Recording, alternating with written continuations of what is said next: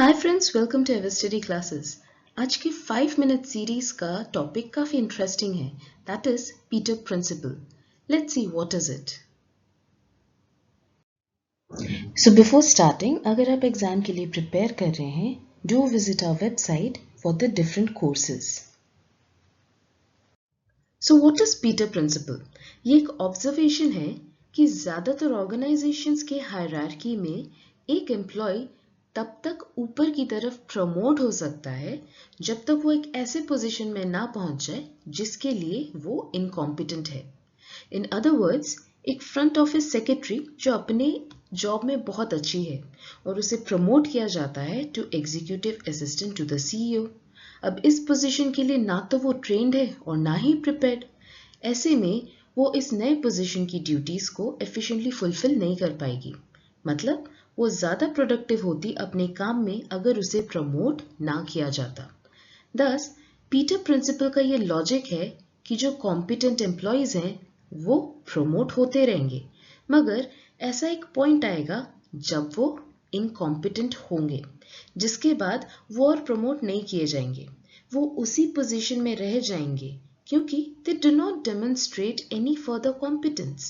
According to Peter Principle, eventually hierarchy में हर position उन employ से भर जाएगा जो कि अपने रेस्पेक्टिव पोजीशंस की ड्यूटीज फुलफिल करने के लिए इनकेपेबल है।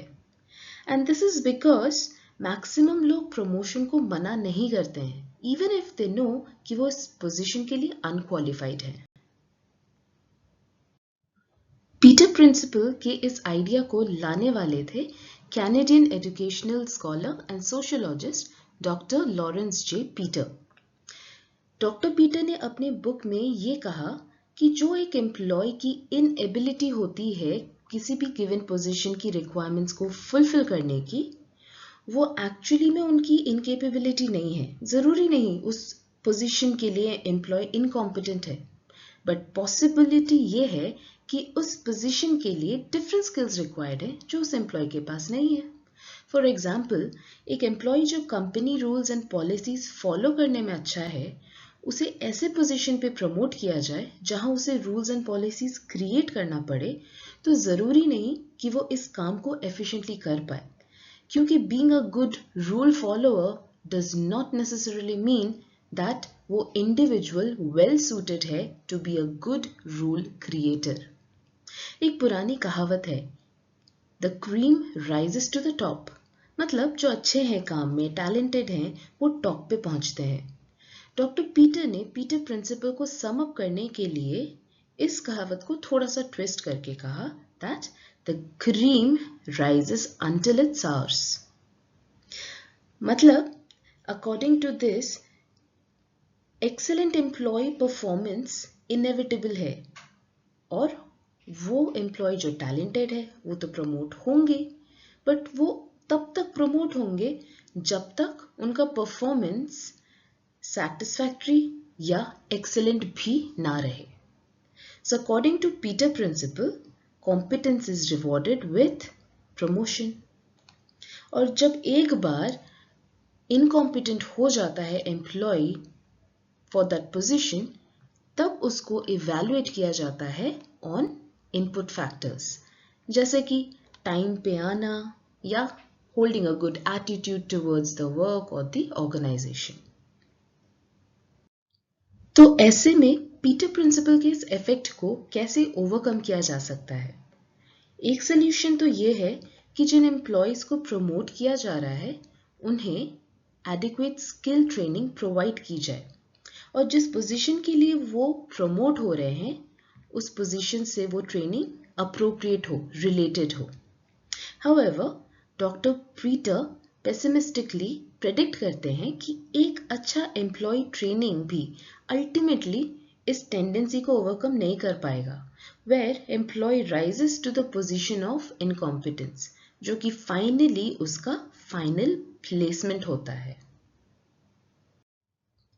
वैसे तो पीटर प्रिंसिपल इंट्यूटिव साउंड करता है once the idea is understood, और इस फिनोमेना को प्रेडिक्ट करने के लिए मॉडल भी बिल्ड किया जा सकता है।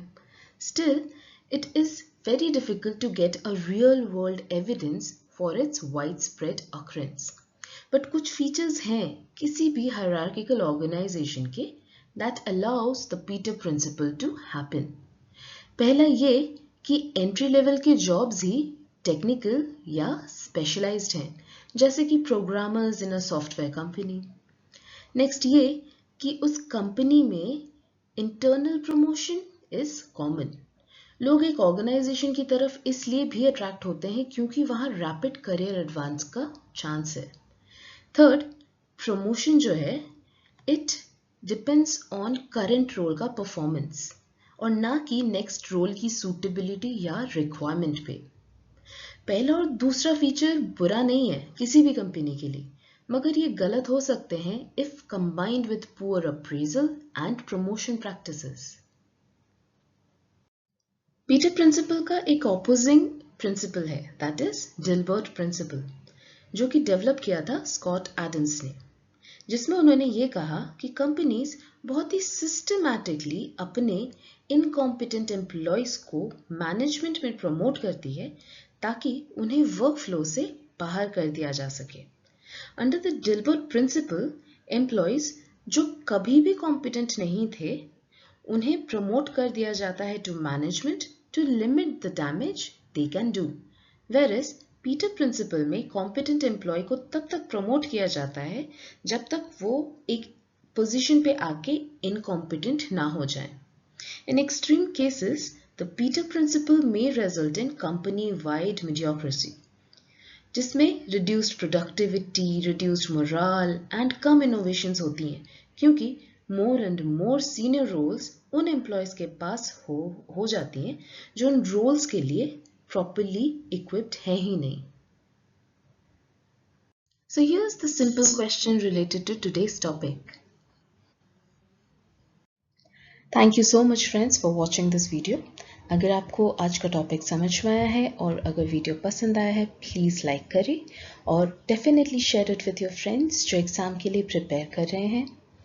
Also subscribe to our channel so that आगे हम जो भी नए टॉपिक पे वीडियोस, मॉक टेस्ट सब लाने वाले हैं वो आपको जानकारी मिलती रहे.